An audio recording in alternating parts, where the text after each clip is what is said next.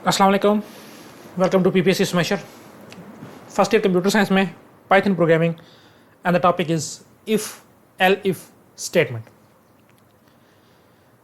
मुख्तलिफ programming languages में जैसे कि आप लोगों ने पहले 10th क्लास में सी पढ़ी होगी, आप लोगों ने इफ स्टेटमेंट के बाद इफ एल्स और इफ एल्स इफ स्टेटमेंट पढ़ी होगी। इसको हम इफ एल्स लेटर भी बोलते हैं।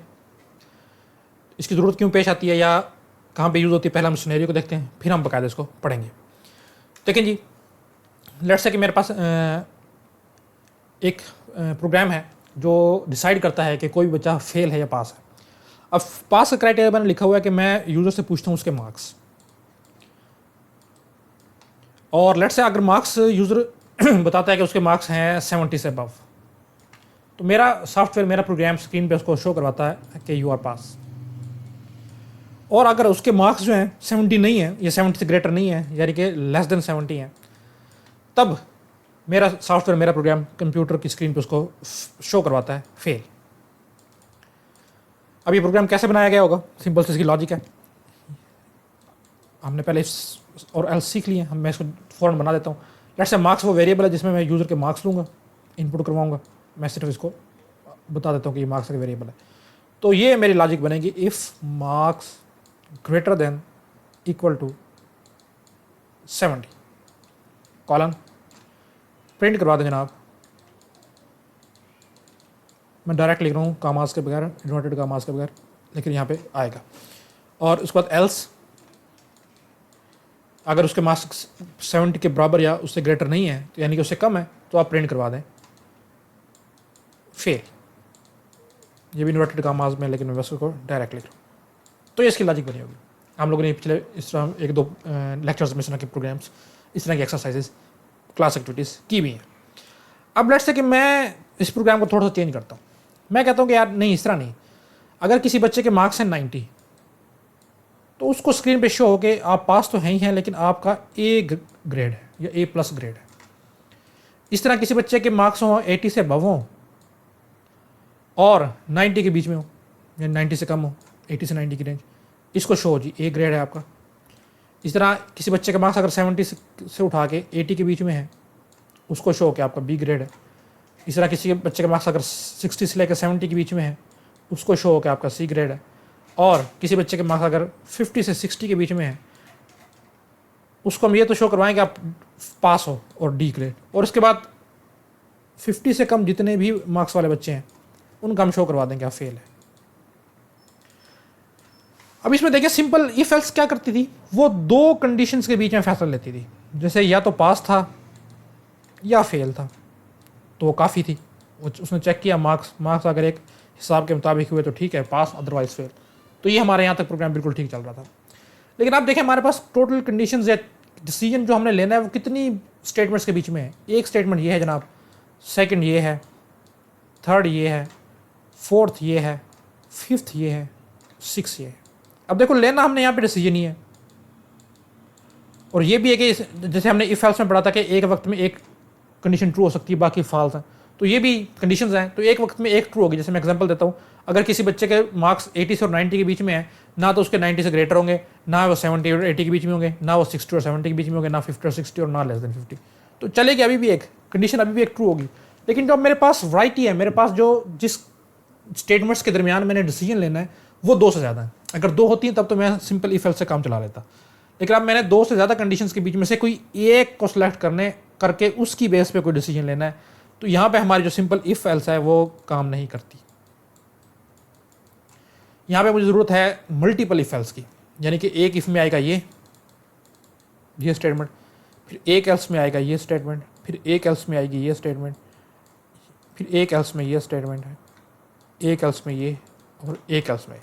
देखिए मेरे पास मल्टीपल इफ एल्स है। इफ एक है, फिर एल्स एल्स एल्स एल्स, इस तरह करके आप लोगों को उम्मीद है कि कुछ समझ ना कुछ आ गई होगी। अब इस तरह के अगर आपके प्रोग्राम में कहीं पे कोई आ जाता है कंडीशंस, तो उसको सॉल्व करने के लिए हमारे पास जो स्ट्रक्चर है, जो लूप कंडीशंस बेस्ड स्ट्रक्चर दिए गए हैं, उसका नाम जनाब है इफ एल इफ, और आखिर में एल्स में हम हासिल करते हैं। उस स्ट्रक्चर का नाम है। आप लोगों को लॉजिक की समझ आ गई होगी। अब हम इसको पढ़ते हैं, फिर हम इसको किसी प्रोग्राम के थ्रू करने की कोशिश करते हैं। अच्छा, इसका सिंटैक्स देख लें कि ये होगा कैसे। मैं अभी जो मैंने प्रोग्राम बनाया था इसमें पहली कंडीशन तो इफ़ है वो तो एज इट इज़ आएगी। अब मैं मार्क्स को सिंपल मार्क्स ले रहा हूँ, एम ले रहा हूँ। मैं कहता हूँ जी अगर तो 90 से ग्रेटर है एम और यहाँ पे कॉलन भी, तब कर दो प्रिंट। ये वही इफ़ वाला है जो काम हमने पहले किया हुआ था। तब आप कर दो जी प्रिंट पास या A grade, A plus grade जो भी है। और इसके बाद हम सिंपल लिखते थे एल्स और फिर कॉलन। और यहाँ पे कंडीशन तो नहीं आया करती थी, हमें पता है, क्योंकि हमें पता कि इफ़ नहीं चली तो एल्स बगैर कंडीशन चेक की ही चलेगी। इधर हम प्रिंट करवा देते थे फेल, कुछ इस तरह हम करवा रहे थे पहले। लेकिन अब देखो इसमें क्या चेंजेस आएंगी। इसका लिखने का तरीका आप समझ लें, यहाँ तक काम है बिल्कुल ठीक, लेकिन आपने एल्स पूरा लिखने के बजाय ई और एल्स सिर्फ लिखना है। और उसके बाद एक मुकम्मल इफ़ स्टेटमेंट अलग से आ जाएगी। कैसे? I F if M greater than 80। बस मैं अगली शर्त नहीं लगा रहा, बस यहीं तक लगा रहा हूँ। जिस तरह से हो जाएगा, एल्स के बजाय एल इफ आएगा। और पहले यहाँ पे कंडीशन नहीं आती थी, अब यहाँ पे कंडीशन भी आएगी। क्यों? क्योंकि कंडीशन इफ़ के साथ होती है, तो ये इफ़ का पार्ट है। इसे थर्ड वाली कैसे बनेगी? वो भी इसी तरह बनेगी, L if M greater than 70 print C grade, इस तरह करके। फिर एल इफ और इस तरह करके। और इसकी भी जो आखिरी होगी ना वो खाली एल्स होगी। जैसे इफ एल्स में आखिरी एल्स होती थी, इसकी भी आखिरी एल्स होगी। यानी कि ऊपर वाले में से कोई भी नहीं चलती तो एल्स तो डेफिनेटली चलेगी चलेगी। यहाँ पे आप सिंपल जो करवाना चाहते हो वहाँ करवा। अभी आप सिर्फ इसके लॉजिक को समझें, जब हम प्रोग्राम करेंगे इसको मजीद गौर से देखेंगे कि कैसे काम कर रहा है। तब हम चलते हैं इफ़ एल इफ की तरफ। तो देखें जी, याद रखना इसको हम इफ़ एल्स लेटर भी बोलते हैं। If L if statements allow us to check multiple conditions. ये हमें इस बात को अलाउ करती हैं कि हम एक से ज़्यादा कंडीशन, पहले तो हम सिर्फ 2 कर रहे थे, अब 2 से ज़्यादा कंडीशंस को हम चेक कर सकते हैं। And execute different block of code for each condition. जैसे हम इफ़ के लिए अलग ब्लॉक चलाते थे, एल्स के लिए अलग चलाते थे। अब हमारे पास कंडीशन है ज़्यादा, तो एक कंडीशन के लिए अलग ब्लॉक चलेगा, दूसरे अगर ट्रू उसके लिए अलग, तीसरी अलग, चौथा अलग, इस तरह अलग अलग ब्लॉक चलाएंगे हर कंडीशन के लिए। अच्छा जी, the elif keyword is a Python's way of saying. तो ये है ना, ये भी एक कीवर्ड है। जैसे इफ एक कीवर्ड है, एल्स एक कीवर्ड है, इस तरह एलिफ भी एक कीवर्ड है। तो एलिफ कहते हैं कि पाइथन में एक तरीकाकार है ये कहने का, क्या कहने का, if the previous conditions were not true. अगर पिछली कंडीशन जो अभी आप चेक करके आए हो वो ट्रू नहीं है, देन ट्राई दिस वन, इस वाली कंडीशन को ट्राई करो जिसमें हम एल इफ लगा हुआ। The L's keyword catches anything which is not काट बाय द प्रोसीडिंग कंडीशंस। मैंने बोला कि आखिर में एक अकेला एल्स लगेगा और ऊपर वाले जितनी भी कंडीशंस होंगी वो सारी की सारी अगर फॉल्स हो जाती हैं तो फिर ये वाली चलेगी। जैसे इफ़ और एल्स में इफ़ की कंडीशन फॉल्स हो जाती थी तो एल्स वाली चल जाती थी। तो इसमें भी जितनी भी इफ़ और एल इफ होंगी, अगर वो सारी की सारी फॉल्स होती आ रही हैं तो आखिर में एक एल्स कंडीशन होगी, वो चल जाएगी। देखें जी, तरीकाकार देख लें। पहले if, check the first condition, फिर elif, check another condition, और आखिर में एल्स कि अगर कोई भी नहीं चली तो ये। परेशान नहीं होना कि क्या हो रहा है, अभी हम इसको देख लेते हैं वाई एक प्रोग्राम। यहाँ पे इसका सिंटैक्स देख लें, आपको थोड़ा सा समझ आ जाएगा कि ये काम कैसे कर रहा है। सिंटैक्स मैंने यहाँ पे कॉपी कर दिया इसका। देखिए जी, सबसे पहले इफ़ कीवर्ड और कोई कंडीशन जैसे हमने अभी रखी थी m ग्रेटर देन 90, ये एक कंडीशन थी। और उसके बाद कॉलम, अगर तो ये ट्रू होती है तो नीचे आप जो भी काम करवाना चाहते हो वो हो जाएगा। और इसके बाद ये सारी की सारी ना तो चेक होंगी और ना ही एग्जीक्यूट होंगी अगर ऊपर वाली एक चल गई। अच्छा, इन केस ये ऊपर वाली में से कोई भी नहीं चली, सॉरी पहली कंडीशन होगी फॉल्स, तब क्या होगा देखिए, ठीक है समझे। अगर पहली कंडीशन होगी फॉल्स तब कंट्रोल आएगा यहाँ पे, CPU इस कंडीशन को तभी चेक करेगा जब ऊपर वाली फॉल्स होगी। यहाँ पे कोई भी कंडीशन है, लेट से m ग्रेटर देन 80 था, लेट से ये हो जाती है ट्रू। जैसे ये ट्रू होगी कंट्रोल आ जाएगा यहाँ पे, जो आप काम करवाना चाहते हो वो हो जाएगा। और नीचे जितनी भी एल इफ और एल्स हैं वो ना तो चेक होंगी और ना ही एग्जीक्यूट होंगी।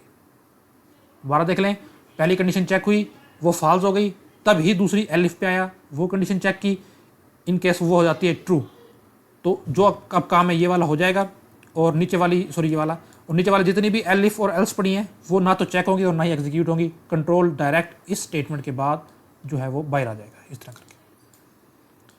अच्छा, इन केस ये भी फॉल्स हो जाती है, ये भी फॉल्स हो जाती है, फिर कंट्रोल आएगा इस पर, इसको चेक करेगा। इन केस ये हो जाती है ट्रू, अगर तो ट्रू हो जाती है तो ये वाला काम होगा जो भी आप करवाना चाहते हो। और इसके बाद कंट्रोल डायरेक्ट बाहर, इफ इस पूरी इफ एल से बाहर।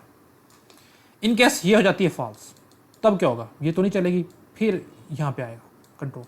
और ये सिंपल इफ सिर्फ एल्स है, कंडीशन इसके एल्स के साथ कंडीशन नहीं होती, हमेशा इफ या एलिफ के साथ कंडीशन होती है, तब ये वाली स्टेटमेंट चलेगी, जो भी यहाँ पे लिखा होगा वो चलेगी, और कंट्रोल उसके बाद बाहर। तो इस तरह से काम करने का तरीका है। अगर आप लोगों को इसमें थोड़ी सी मुश्किल हो रही है तो इंशाल्लाह अभी हम इसका देखेंगे एक प्रैक्टिकल एग्जांपल, तो आप लोगों को थोड़ी सी मज़ीद क्लैरिटी हो जाएगी कि ये चीज़ किस तरह से काम कर रही है। चलो जी, मैं इसका IDE ओपन करता हूँ और इसको जो है एक बाकायदा एग्जांपल के थ्रू करते हैं।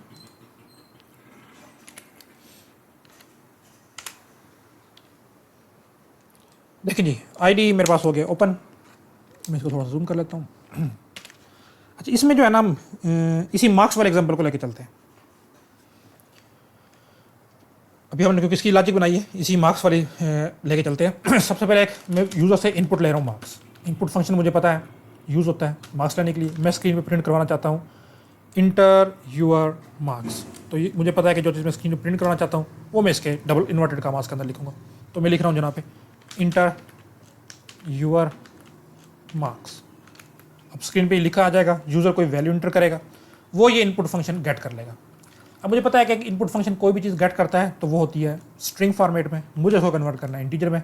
मैं नंबर को इंटीजर ले रहा हूँ, फ्लोट नहीं ले रहा। तो इस पूरी को मैं कन्वर्ट कर दूंगा इंटीजर में, और जनाब इसको मैं एक किसी वेरिएबल में सेव करवा लूँगा। लेट्स उस वेरिएबल का नाम है मार्क्स। इस लाइन की उम्मीद आप लोगों को समझ आ गई होगी। यूज़र से लाइन नंबर ले रही है और उसको एक वेरिएबल 78, 80 कोई मार्क्स हो सकते हैं, उसको एक वेरिएबल मार्क्स में सेव करवा रही है। अब पहले वाला काम जो हम आज से पहले भी करते हैं, सिंपल इफ़ कंडीशन, इस मार्क्स को चेक कर लो कि ये ग्रेटर देन इक्वल है 90 और कॉलम, ये अभी तक काम सेम है। हम प्रिंट करवा देते हैं, पहले हम पास प्रिंट करवा रहे थे, अब हम प्रिंट करवा देते हैं A+, सिंपल बस। और उसके बाद हम क्या करते थे, एल्स लिखते थे। एल्स में कोई भी कंडीशन नहीं आती थी, डायरेक्ट मैं प्रिंट करवा देता था कि ये फेल है। यहाँ तक मेरा काम हो रहा था। अब मैं इसको करा के देख लेता हूँ, चला के दिखा देता हूँ आपको। देखिए जी, मैंने इस प्रोग्राम को रन किया, उसने मुझसे पूछा आपके नंबर तो क्या, मैंने नंबर इंटर किया लेट्स से 98। अब ये 90 से ग्रेटर है तो स्क्रीन पे प्रिंट A+ प्रिंट हो गया। दोबारा से रन करता हूँ, अब मैंने नंबर इंटर किया 80, अभी 90 से ग्रेटर नहीं है तो मुझे फेल हो गया। लेकिन अब मैं चाहता हूँ कि अगर 90 से ग्रेटर नंबर हो तो A+ ग्रेड लिखा हुआ है, 70 से लेके 80 के बीच में हो या 80 से लेके 90 के बीच में हो, तो अब चले हम सिर्फ बीच वाला नहीं रखते, सिर्फ एक रखते हैं। 80 वाला नंबर है तो A आए, 70 वाला नंबर है तो B आए, एंड सो ऑन। तो अब देखो मुझे क्या इसमें चेंज करना पड़ेगा। गौर से देखना, इसके लिए मुझे इस एल्स को पहले तो खत्म करना पड़ेगा, सिर्फ E और L बचाना है, और उसके बाद यही कंडीशन सेम मैं यहाँ से कॉपी पेस्ट कर लेता हूँ। कंडीशन अब सेम ही होगी और यहाँ पे एग्जैक्टली पेस्ट कर देता हूँ। L इफ L पहले से आ गया और ये कंडीशन नहीं बन गई, इफ मार्क्स ग्रेटर देन 90 थे। अब इसको मैं कर लेता हूँ 80, पहले A+ ग्रेड था, अब शो करा दीजिए A, ले जी काम हो गया। आगे बिल्कुल इसी तरह आप लिखोगे क्या, L इफ तीसरी कंडीशन के मार्क्स जो हैं ग्रेटर देन इक्वल है 70 के, तब क्या करेगी, प्रिंट करवा दें क्या, B ग्रेड। लेंगे B। एक और कंडीशन बना लेते हैं, L इफ अगर ये भी नहीं है, सॉरी, मार्क्स हैं ग्रेटर देन इक्वल किसके, 60 के, तब क्या करेगी, प्रिंट करवा दें क्या, C ग्रेड। लेट्स एक और हम ऐड कर लेते हैं। अच्छा बस आखिरी, इनमें से कोई भी नहीं है तो सिंपल एल्स चल जाए, और एल्स में क्या हो, फेल, प्रिंट फेल। अब इसका काम करने का तरीका आप देखें, कोई भी नंबर हो गए मार्क्स में आ जाएंगे। लेट्स से 60 मार्क्स आ गए, चेक होगा क्या 60 90 से ग्रेटर है, नहीं ग्रेटर नहीं है, तो ये वाली लाइन जो है वो प्रिंट नहीं होगी, नहीं चलेगी। कंट्रोल थर्ड लाइन के बाद डायरेक्ट आ जाएगा 5th लाइन पे, दोबारा से चेक होगा क्या 60 80 से ग्रेटर या इक्वल तो नहीं है, नहीं जनाब नहीं है, फॉल्स हो गई। 6th नंबर वाली लाइन नहीं चलेगी, कंट्रोल 5th लाइन के बाद डायरेक्ट आ जाएगा 7 लाइन पे। यहाँ पे चेक होगा मार्क्स में क्या पड़ा है 60, क्या 60 70 से ग्रेटर तो नहीं है, नहीं जनाब, तो 8 नंबर वाली लाइन प्रिंट नहीं होगी, डायरेक्ट कंट्रोल 7 के बाद आ जाएगा 9 लाइन पे। यहाँ पे चेक होगा क्या 60 के इक्वल है, यस अब इक्वल है। अब क्या होगा देखें, अब स्क्रीन प्रिंट होगा C। और उसके बाद ये जो एल्स पार्ट है ये नहीं चलेगा, क्योंकि ये कोई भी एक चल गया तो फिर कोई 1 2 3 4 5 यहाँ पे लिखी हुई हैं, इनमें से कोई एक भी चल गया, बाकी 4 नहीं चलेंगी। तो मैंने 60 के साथ करके दिखाया और हमारे हिसाब से प्रिंट होना चाहिए 70, सॉरी सी ग्रेड। तो मैं आपको करके भी दिखा देता हूँ। तो देखें जी, स्क्रीन पे लिखा हुआ है सी ग्रेड।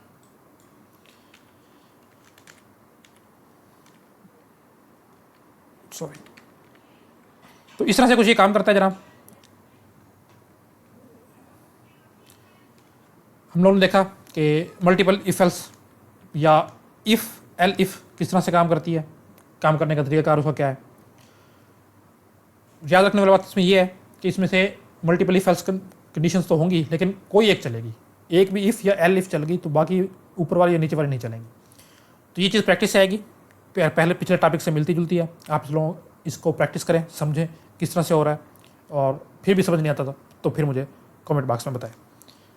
नेक्स्ट लेक्चर तक के लिए दीजिए इजाज़त। अल्लाह हाफिज़।